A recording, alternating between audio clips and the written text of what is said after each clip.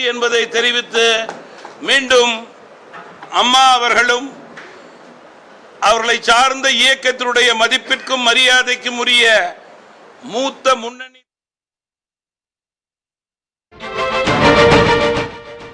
வலு சேர்க்கிறது. தேர்தல் களத்திலே பணியாற்றுவதற்கு மேலும் உற்சாகம் ஏற்படுகிறது என்பதை தெரிவித்து அவர்களை வருக வருக வருக என்று வரவேற்று நன்றி கூறி விடைபெறுகிறேன். வணக்கம்.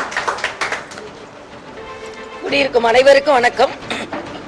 முதலில் சகோதரர் திரு ஜி.கே. வாசன் அவர்களுக்கு நான் எனது வணக்கத்தை தெரிவித்து அவர்கள் இயக்கத்தை சார்ந்த அத்தனை சகோதரர்களுக்கும் எனது பாரதிய ஜனதா கட்சி இயக்கத்தை சார்ந்த அண்ணன் கருநாகராஜன், காளிதாஸ், சாய் சத்தின் போன்றவர்களுக்கும் எனது வணக்கத்தை தெரிவித்து என்னோடு வந்திருக்கும் மற்றவர்களுக்கும் ஒவ்வொருவருக்கும் எனது வணக்கம். பத்திரிகை சகோதரர்களுக்கு எனது வணக்கம்.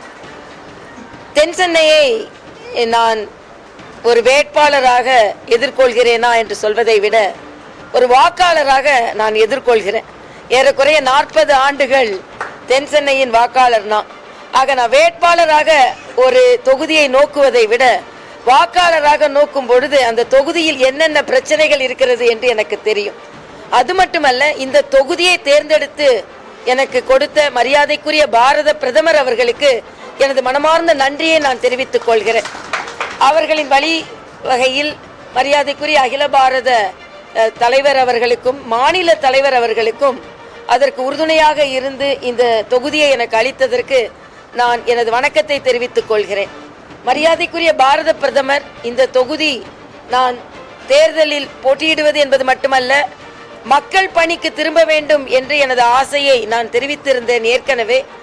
அவர் அந்த ஆசையின் விருப்பத்தை, அந்த விருப்பத்தின் தீவிரத்தை உணர்ந்து இன்னும் பல ஆண்டுகள் கவர்னராக பணியாற்றும் வாய்ப்பு எனக்கு இருக்கிறது. புதுவையிலும் இருக்கிறது. ஏற்கனவே எனது வயதிற்கு இன்னும் ஒரு 3 முறை நான் கவர்னராக இருக்கலாம், ஒன்றும் பிரச்சனை இல்லை. ஆனால் அதை விடுத்து மக்களிடம் நேரடியாக, ஏன்னா அப்போ கவர்னர் இருந்தால் மக்கள் பணி ஆற்றலியா அப்படின்னு சில பேர் கேட்கிறாங்க. அப்படி இல்லை. கவர்னர் வந்து இப்படி உட்கார முடியாது, அண்ணன் பக்கத்தில் உட்கார முடியாது, சகோதரர் பக்கத்தில் உட்கார முடியாது. நேரடியாக மக்கள்கிட்ட நான் பேச முடியாது, நேரடியாக மக்கள்கிட்ட பணி செய்ய முடியாது.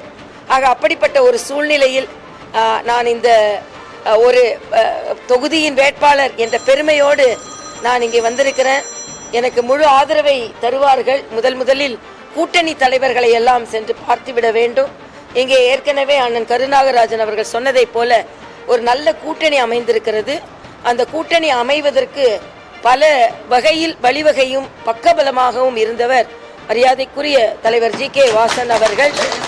அவர்கள் இங்கே இந்த இடத்திற்கு வரும்பொழுது எனக்கு ஏதோ ஒரு அலுவலகத்திற்கு வருவதை போல இல்லை, எங்கள் வீட்டிற்கு வருவதை போலத்தான் நான் உணர்ந்தேன்.